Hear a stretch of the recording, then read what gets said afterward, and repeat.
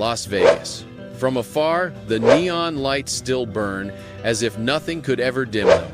Each flicker across the desert still whispers the promise of the American dream of luck, freedom, and the chance that maybe tonight could change your life. But if you've walked the Strip in recent years, you know something feels different. Behind the glitter, there's a hollow echo, a city that has forgotten the very soul that made it legendary. Once, people came to Vegas to try their luck.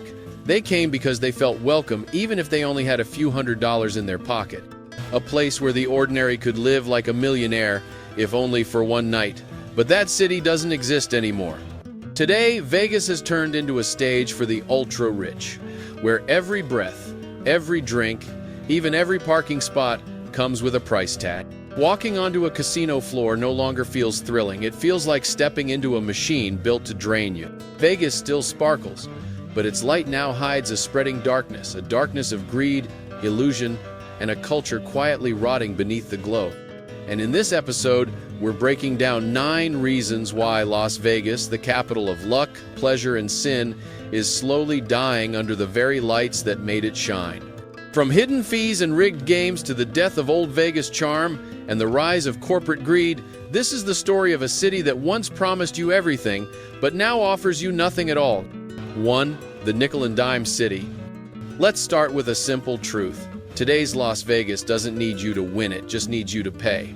What used to be free is now a fee. What used to be spontaneous joy is now a line item on your receipt. Once, Vegas was designed to keep you happy. Cheap hotel rooms so you'd stay longer, delicious food, strong drinks, friendly smiles, all crafted to make you keep playing. And that was the magic. You had fun, and they made money. But Vegas in 2025 isn't built on fun anymore. It runs like a machine, a perfectly engineered system to squeeze you at every turn. Start with the hotels. A room that once cost $49 a night now easily goes for $300 before resort fees, taxes, and parking. You can't even step inside without paying extra for so-called amenities you'll probably never use.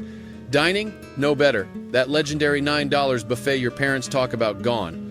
Today, expect to pay $70 to $100 for the same experience. Even a simple burger can hit $30, and a cocktail, $25. Vegas no longer rewards you for staying, it drains you the moment you arrive. Even gambling, the soul of this city, has been reprogrammed to extract more. The clinking of coins, that thrilling sound of luck, has vanished. Now you feed paper, tap screens, and lose touch with the emotion of risk. The system is designed so you don't notice how fast your money disappears. And those famous free drinks? They aren't free anymore. If you're not betting enough, the waitress will simply pass you by. This is a new Vegas, a city that no longer rewards courage, but punishes loyalty. Gamblers aren't leaving because they lose. They're leaving because they feel used. Las Vegas was once the destination of dreams. Now, it's a money-making machine disguised as paradise. 2. The odds are rigged. There's an old saying in Vegas, the house always wins. But today, it's not a warning, it's a mathematical certainty. Once upon a time, gambling in Vegas was a silent handshake between player and house. You knew the odds favored them, but you also knew you had a fighting chance. The game felt fair until it didn't. Take blackjack, the game that built Las Vegas. For decades, skilled players could keep the house edge around 0.5%. But then, quietly, the rules changed. Instead of paying 3-2 for a natural blackjack, most casinos switched to 6-5. A small adjustment on paper, but one that tripled the casino's advantage. Roulette followed the same path. Classic wheels once had a single zero. Now, most Vegas tables feature double zero, even triple zero wheels. That pushes the house edge from 2.7% to nearly 8%, charging you 3 times more for the same spin. Then there are the slot machines.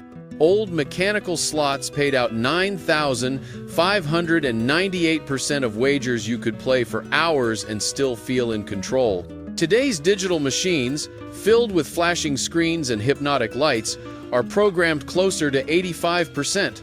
A $20 bill can vanish in 5 minutes, and you're left wondering how.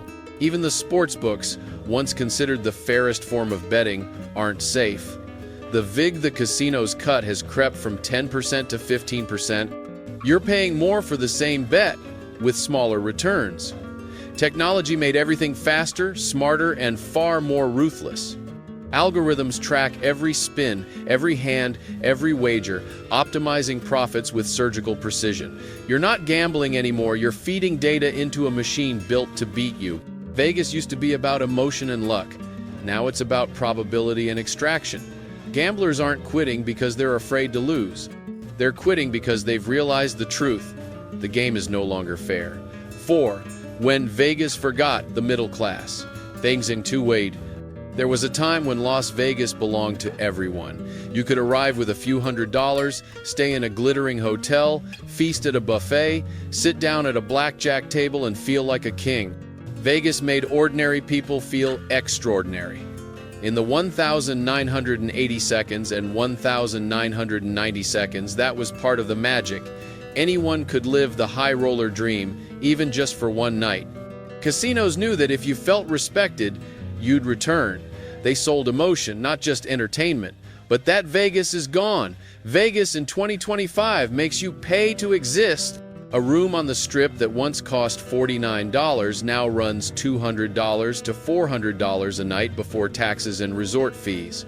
A buffet that once cost $10 now costs $70, even $100. Blackjack tables that started at $5 now begin at $25 or $50. Dinner for two at a casual restaurant, $150 to $200. Everything has gone up except the feeling of belonging. Vegas was built for the crowds, the road trippers, the retirees, the dreamers chasing a bit of luck. Today, it's built for whales, the ultra-rich who drop $100,000 in a single night just to feel powerful. And when Vegas chose to serve them, it left everyone else behind. Fine dining replaced diners. Luxury boutiques took over the 25-cent slot areas. And the people who once felt welcome now stand on the sidewalks, staring at the lights, asking, "Is this still our Vegas?" A longtime casino worker said in an interview, "People used to come here looking for a chance. Now they come to spend money, and if you don't have it, you're invisible." That's the story of the middle class, the people who once gave Vegas its heartbeat. They brought the laughter, the energy, and the illusion that anyone could win. Now they're gone, and with them, Vegas lost its soul. 5. The Mob's Vegas vs. Corporate Vegas.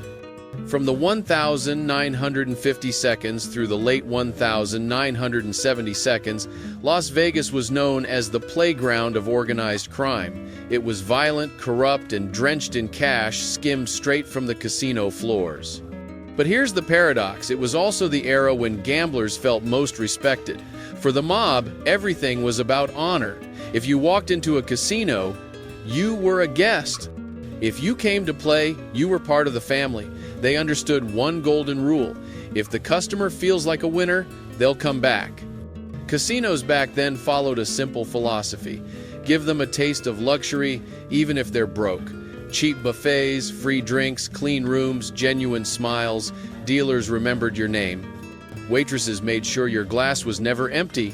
Even the mob bosses themselves might shake your hand in the lobby. A tourist interviewed in 1976 said, "We knew they were gangsters, but at least they made us feel important." Vegas back then felt like a party where everyone was invited. That was old Vegas, dangerous, chaotic, but human.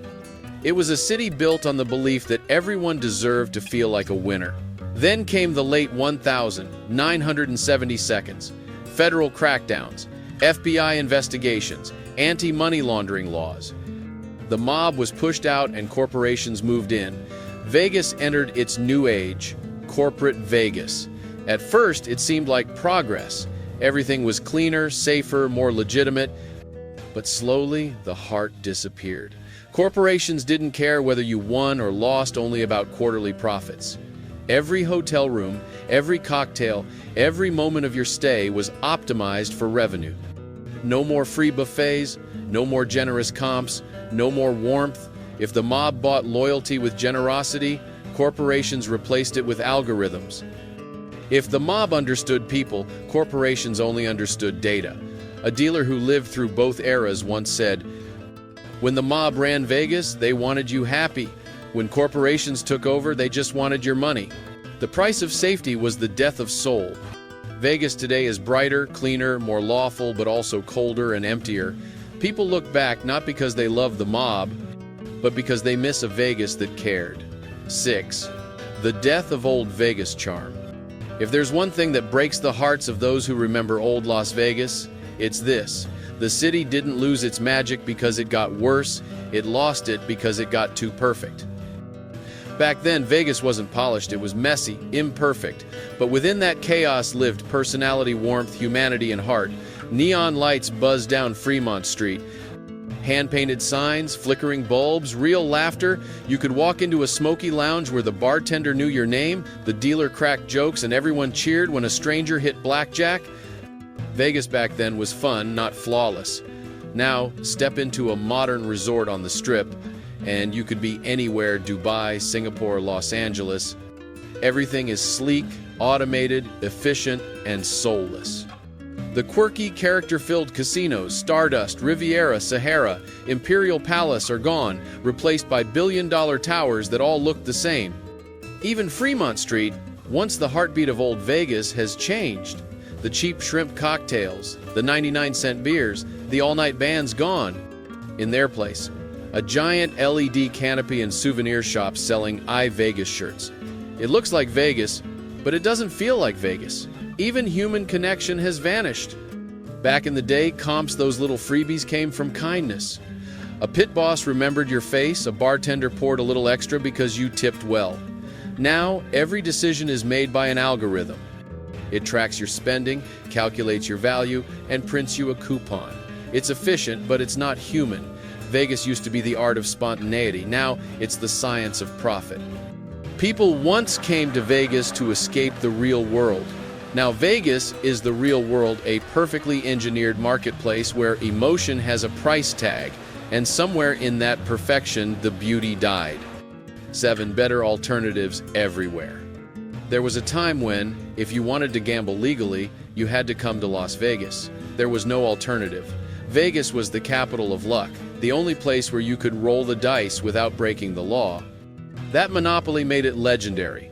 But times changed, and Vegas lost its most precious asset: uniqueness. Today, you can gamble almost anywhere. From Atlantic City on the East Coast to tribal casinos in Arizona, Florida, and Mississippi, what used to be quiet stretches of land are now bustling entertainment hubs offering experiences just as good, sometimes better than Vegas. And if you live in Asia, you don't need to cross the ocean. Macau, the Vegas of the East, now surpasses Las Vegas in revenue. Mega resorts like the Venetian Macau and Galaxy Resort attract millions of visitors a year, pulling in 3 times more gambling revenue than Vegas. High rollers from China, Hong Kong, and Singapore spend millions in a single night living the same dream Vegas once sold, just under a different skyline. But the biggest threat to Vegas isn't overseas, it's in your pocket. Betting apps, online poker, live roulette, all accessible from your phone. You can sit on your couch, hold a beer, and place a bet with a single tap. No flights, no resort fees, no parking, no dress code. If Vegas once made people feel free, online gambling makes them feel freer.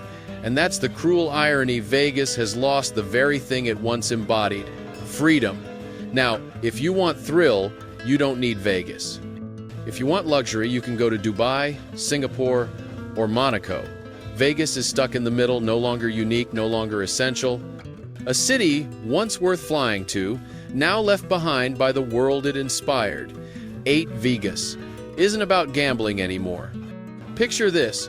You walk into a casino on the Strip in 1975. The clinking of coins echoes through metal trays.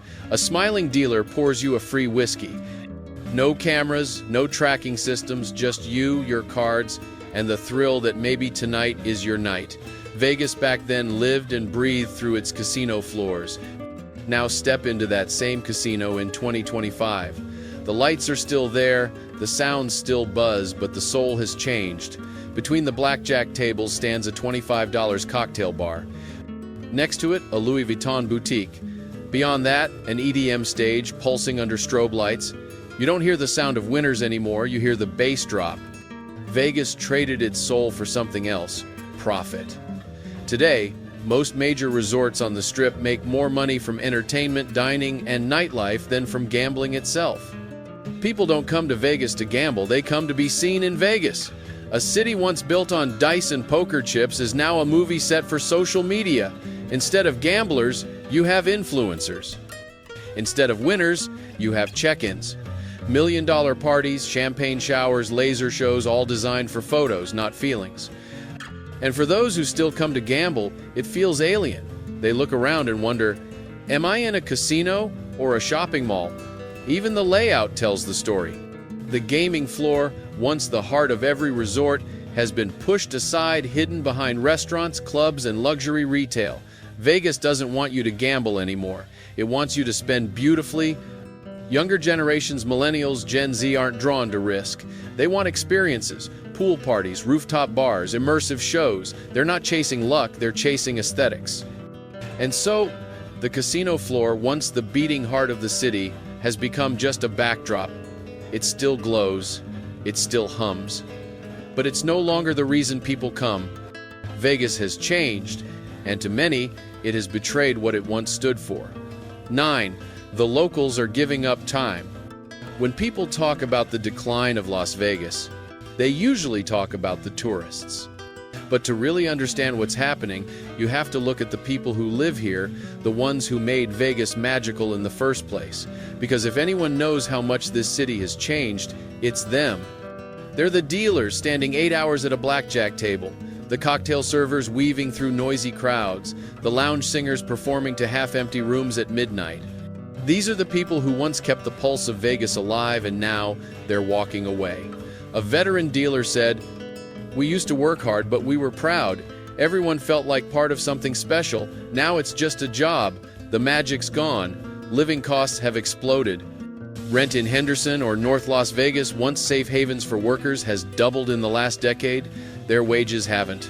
A waitress put it simply, "We sell $25 cocktails but go home and eat instant noodles. Technology is replacing them too." Self-ordering kiosks, robotic bartenders, automated card dealers, all under the banner of innovation. But to the people of Vegas, it means being replaced. When the ones who gave this city its heartbeat start to leave, Vegas loses something no machine can replicate: human warmth. They were the silent soul of the city. They knew how to make you feel like someone even if you only played $5. They knew how to smile, how to tell a story, how to make a stranger's night unforgettable. But in today's city of lights and algorithms, those skills no longer pay. Vegas doesn't reward connection, it rewards efficiency. It doesn't want people, it wants performance. So they leave.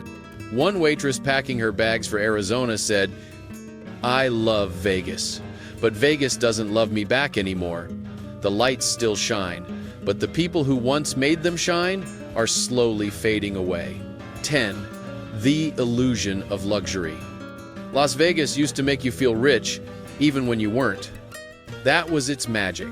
A perfectly crafted illusion where, for a few dozen dollars, you could sit at the same bar as millionaires and believe, if only for one night, that you belonged in that world.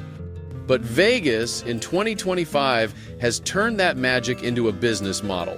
Today, luxury isn't a feeling, it's a subscription. Want to feel rich?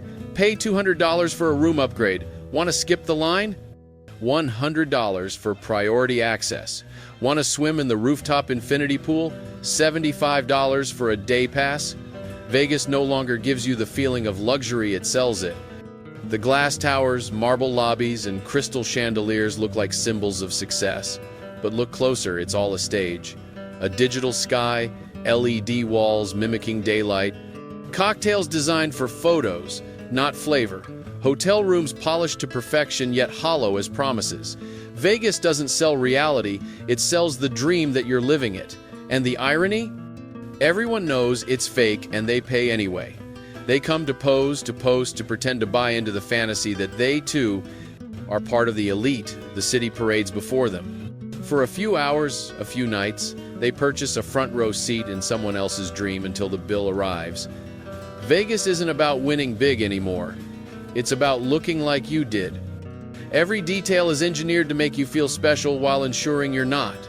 Everyone plays the same role, the temporary rich. In this city, wealth isn't an asset, it's an illusion, rented by the hour. And that's the tragedy of modern Vegas. A city built to help you escape reality has become the mirror of it. A place where everything is fake, and yet everyone still believes. 11. The city that forgot its soul. At night, the strip still burns bright. Billboards still flicker, music still spills from every lobby, and if you only look with your eyes, you'd think Vegas has never been stronger. But if you really listen, you'll hear something else. Beneath the glow lies a strange silence. No cheers of winners, no spontaneous laughter echoing past midnight. Vegas is still alive, but it no longer breathes. This city was built on belief that no matter who you were or how much you had, if you dared to try, you could win. That belief has been replaced by price tags, algorithms, and cold LED light. Vegas isn't a dream anymore, it's a product dressed as one. People still come. They still drink, still laugh, still pose for photos. But the laughter feels rehearsed, the joy looks staged. They're buying moments, not memories. Maybe Vegas isn't dead. Maybe its soul has just been sold off piece by piece, and when the last neon sign finally goes dark, what will remain won't be the games or the glamour, but a single unanswered question. Can a city survive after it's lost its soul? This was City Exposed. If you've ever felt the real Vegas slipping away, share your story below. And don't forget to like, subscribe, and stay tuned, because next time we're exposing the hidden truth behind the billion-dollar collapse of Caesars Entertainment.